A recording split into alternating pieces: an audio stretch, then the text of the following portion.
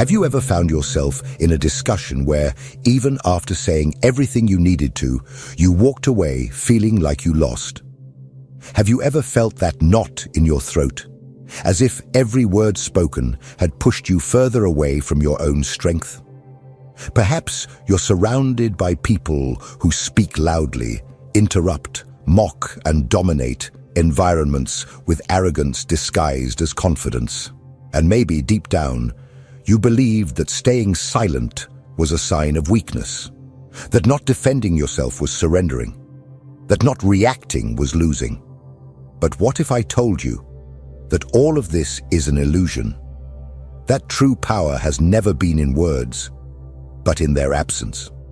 Nietzsche, one of the most misunderstood thinkers in history, saw something that few have the courage to admit. Those who talk too much reveal too much. Those who need to convince are already at a disadvantage. The world teaches us that we must fight, explain ourselves, defend our ideas, as if every conversation were a battle for the truth. But Nietzsche proposes something different, a more subtle, more lethal, and infinitely more intelligent path. He believed that silence is not just an absence of noise, but an overwhelming presence. Silence disconcerts. It destabilizes. It forces the other to confront themselves. This video is for you who constantly feels ignored, overshadowed, invalidated. For you who leaves conversations with the feeling that no one really heard what you meant to say. For you who is tired of being the easy target, the nice one, the one who tries to keep the peace while others take advantage of your calm. Perhaps you have confused your silence with submission, but today I will show you that silence can be your most powerful weapon, and that true victory does not come from winning an argument, but from never needing to enter one. Get ready to see silence in a new light, not as an absence of response, but as the definitive response. Let's dive into Nietzsche's ideas and discover how to master any situation without saying a single word.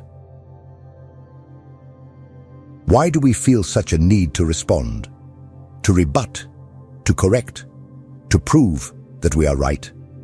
Because deep down, we have been conditioned to believe that the truth must be defended tooth and nail, that if we remain silent, we are allowing others to win. But Nietzsche saw this as a symptom of our deepest weakness, the fear of appearing weak.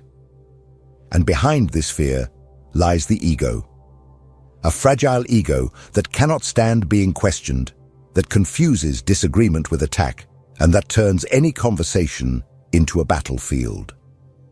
Nietzsche said that most people do not seek the truth when they argue. They seek power.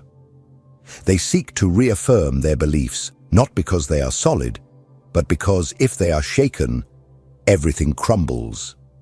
Argumentation, in this sense, is not a tool of wisdom. It is a defensive armor, a desperate cry from the ego to maintain control of the narrative.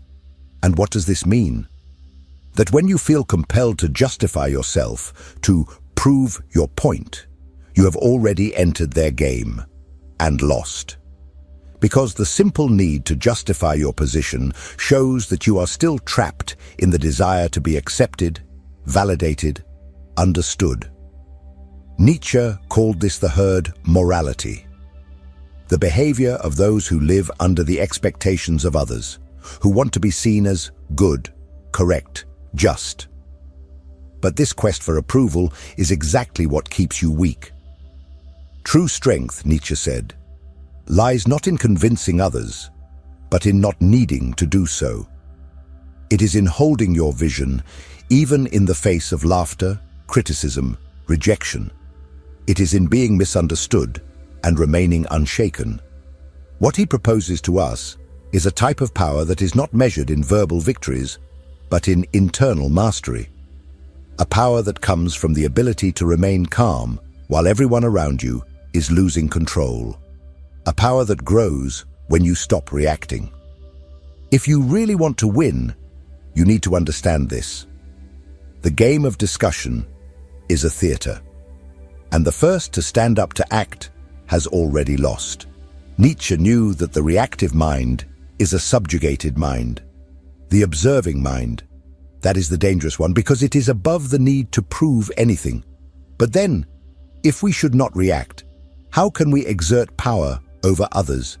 If words betray us, how do we make others feel our strength without saying a single phrase? Nietzsche had an answer for that.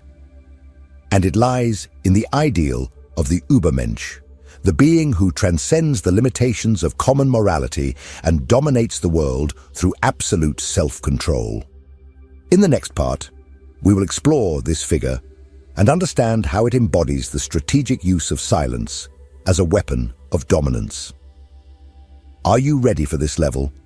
Because from here on out, silence begins to speak. If this content is making sense to you, click the subscribe button and subscribe to the channel. Thank you for your support. Nietzsche did not write for the weak. He wrote for the few who have the courage to look within, confront their own misery, and transform it into strength. For him, the common human lives trapped by conventions, moralism, and the need for others' applause. But there exists another type of being, rare, dangerous, free. The Übermensch, or overman, does not live by reacting to the world. He shapes the world in his own image. And the most impressive part, he often does this in complete silence. The Übermensch does not need to win debates. He does not engage in cheap emotional games. He observes, he understands, he carefully chooses when to speak, and more importantly, when to remain silent, because he has understood something that others ignore. Silence is a form of language, a language that does not try to convince. It imposes presence.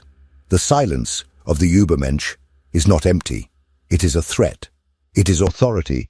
It is the sound of self-mastery. While others shout, he commands respect with his gaze. While others explain, he observes and reveals others' weaknesses merely with his calm. His silence is a wall. Those on the other side despair, trying to guess what lies behind it.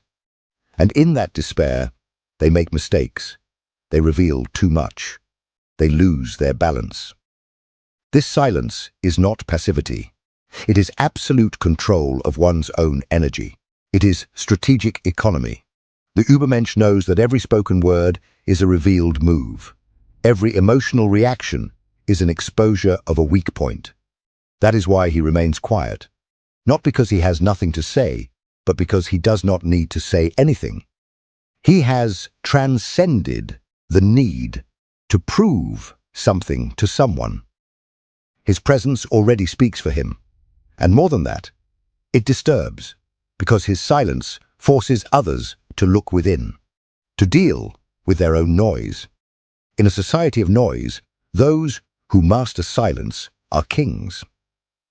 Nietzsche saw the Übermensch as one who creates his own values, his own rules, his own morality.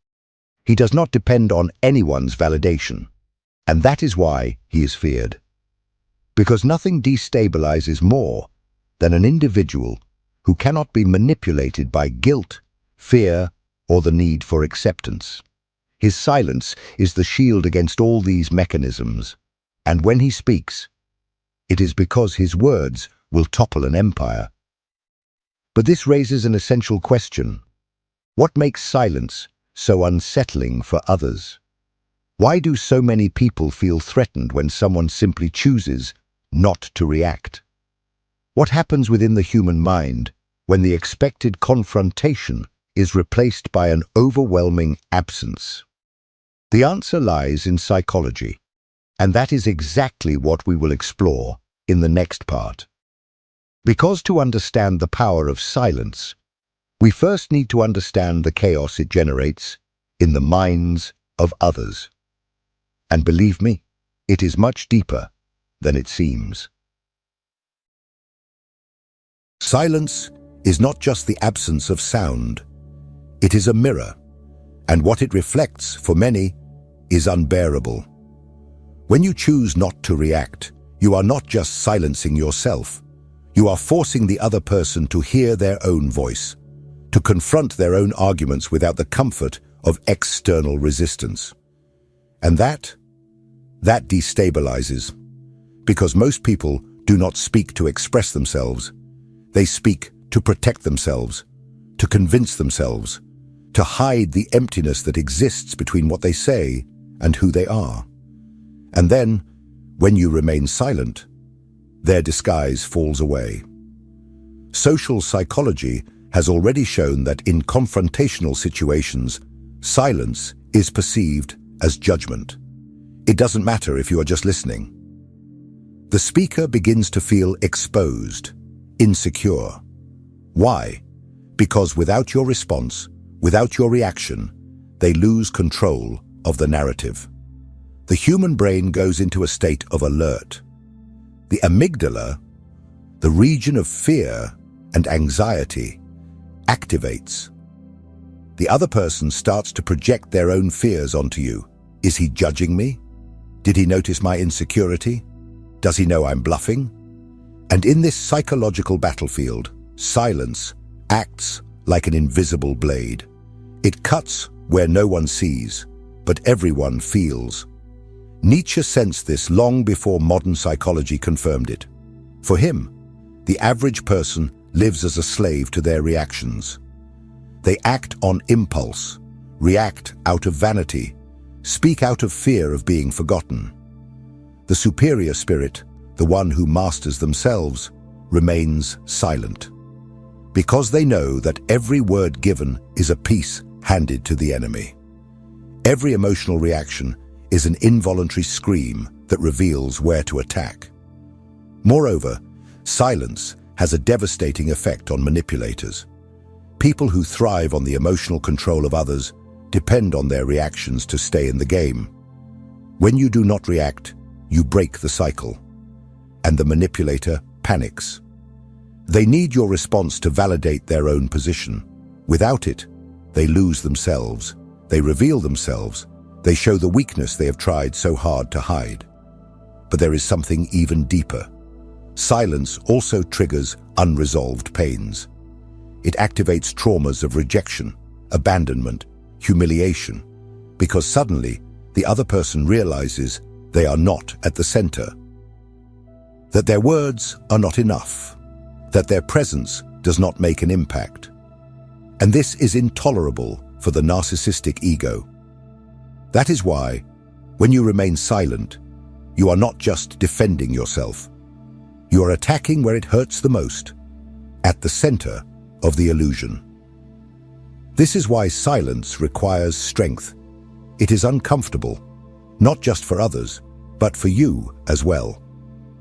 Because it goes against everything that has been taught, against the impulse to react, to justify oneself, to explain oneself. But it is precisely for this reason that it is powerful, because it demands mastery, and mastery is true power. Now that you understand how silence operates in the mind of the other, how it activates insecurities, breaks down defenses, and unmasks postures, it is time to go further, to stop being just an observer and become someone who uses this strength intentionally, strategically. In the next part, you will discover exactly how to transform silence into a conscious weapon, how to win any argument without saying a single word. And when you learn to do this, no one will be able to control you anymore. The time has come to stop merely understanding the power of silence and start using it. Because knowledge without practice is just dead theory. From now on, you will learn to transform your silence into a precision weapon, no longer as a defensive shield, but as a sharp blade, ready to cut through others' masks at the exact moment they least expect it. And the first step is simple, yet brutal. Be silent when your will screams for a response. This requires strength, because everything in you will want to react. It will want to justify itself. It will want to prove that it is right. But that desire is poison.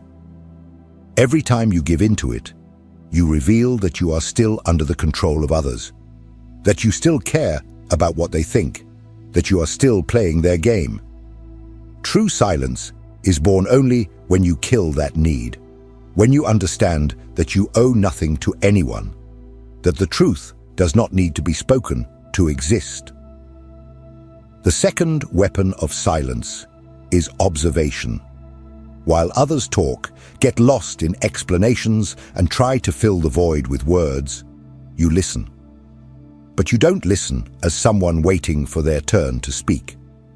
You listen like a hunter listens to the footsteps of prey in the forest.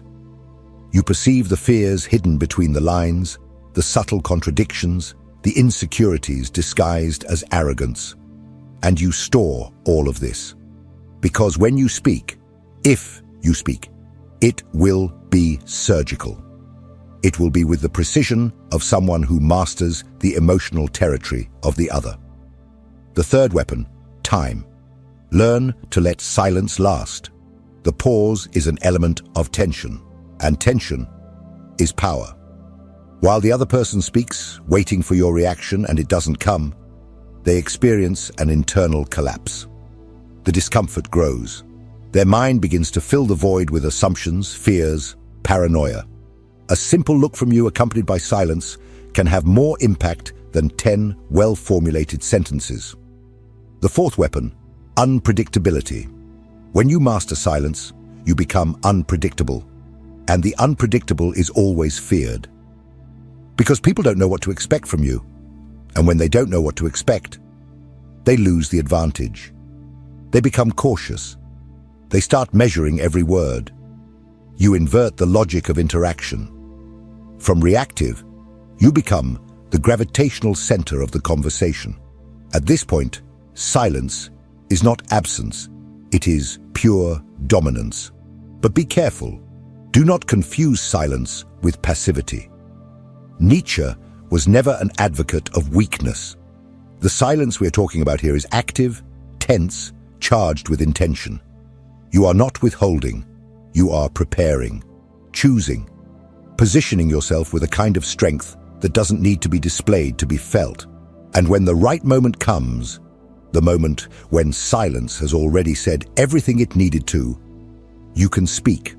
A single sentence, a precise comment, something that ends the discussion not because it was louder, but because it was truer, deeper, more undeniable. But this brings us to an even more delicate issue, because up to this point, we have talked about how to use silence to win. But there are moments when the game is not just about winning, it's about emotionally surviving. There are situations where people are not just debating with you, they are using you, manipulating you, draining you, and you, without realizing it, are giving away your power every day. You are being dominated without a single word needing to be spoken. And that's where the darkest point of this journey comes in, when silence is no longer strategy, but a silent scream from someone who has lost control of their own life. In the next part, we will expose this truth, show how you may be being used and not even realize it. Because while you think you are avoiding conflicts, someone may be building an empire on your silence, and Nietzsche already knew that. Is there anything more perverse than being silenced? It is being conditioned to think that silence is your only option, that swallowing your anger, conceding in discussions, avoiding conflict at all costs is synonymous with maturity, that remaining silent is a sign of balance. But what if I told you that this could be a trap? That many times this type of silence is not wisdom. It is disguised submission. Nietzsche saw this with brutal clarity. What you call peace is often just your domesticated surrender. Have you noticed how some people take advantage of your calmness, your ability to listen, to overlook, to avoid confrontation. They push their ideas, impose their wills, occupy spaces that were yours, and you let them. You convince yourself that it's not worth fighting, that it's better to maintain harmony, that it's not that big of a deal. But the truth is one. You are paying a very high price for this false peace. And the worst part? You are being used by those who understand that you will never react. Nietzsche spoke of the morality of slaves, that value system constructed by the weak to survive in a world dominated by the strong. It is the morality of resignation, of guilt, of being nice. An invisible code that teaches you to nullify yourself, to diminish yourself, to conform, and still feel virtuous for it. But Nietzsche did not write for those who resign themselves. He wrote for those who dare to break these chains, for those who realize they are being used and decide to stop participating in their own submission. When you accept this type of silence, the one that swallows you from within, you are surrendering your power without realizing it. You are being shaped by the expectations of others. You are no longer yourself. You are what others need you to be. And this is the opposite of what Nietzsche called the will to power. Because the true will to power is not to shout, it is not to dominate others, it is to dominate oneself. It is to regain control of your own narrative. It is to be silent, not because you are afraid, but because you owe nothing to anyone. This silence of submission needs to die. And in its place, the silence of presence must be born. The one that does not bend, that does not humiliate, that does not apologize for existing. The one that stands up amidst chaos and without saying a word, changes the course of the situation. This is the silence that Nietzsche would respect. The silence of the individual who has become the master of themselves. But how to reach this level? How to move from being manipulated to being the master of your own presence? How to kill the herd morality within you and be reborn as someone who imposes authority even when silent? The answer lies in the most powerful figure of Nietzsche's philosophy, the Übermensch. We have already talked about him. Now it is time to understand how to become one. In the next and final chapter, you will discover what it takes to embody this new type of human being. Because the world does not need more talkers, it needs those who master silence and reign with it. We have reached the final point. And now I need you to understand one thing with all the clarity possible. Silence is not absence. It is not emptiness. It is not a space between sentences. True silence is pure presence. It is mastery. It is the sign that you are no longer reacting to the world. You are shaping it with your mere existence. Nietzsche never wrote for those who are content to survive.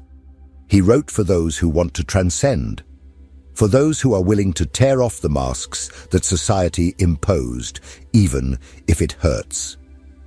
The silence of the Übermensch is not the silence of the oppressed, nor of the coward. It is the silence of the warrior who has already won even before the battle begins. It is the stillness of one who no longer needs to prove anything to anyone, because he knows who he is. And more importantly, he knows what he deserves. Now look at your life. How many times have you remained silent out of fear, out of guilt, out of not wanting to disturb? How many times have you let others decide for you, speak for you, trample over your truth? Enough. Nietzsche would say that living this way is an offense to existence itself, that accepting this kind of silence is betraying yourself. From today on, your silence needs to change its tone. It needs to stop being an escape and become an invisible shout of authority, a boundary, an affirmation of who you are, even if no one understands. Because who you are does not need to be understood. It needs to be lived. And that requires courage. Do you have that courage? Then comment below. I choose the silence that commands respect. Not just so I know you made it this far, but so you can publicly affirm this choice, this commitment to yourself. Because words have power, even when they speak about silence. And don't stop here. The next video is essential. It will expand what you learned here and take your mind even further. Watch it, not for me, but because you deserve to go beyond. And remember, the weak shout. The strong remain silent. The wise choose when.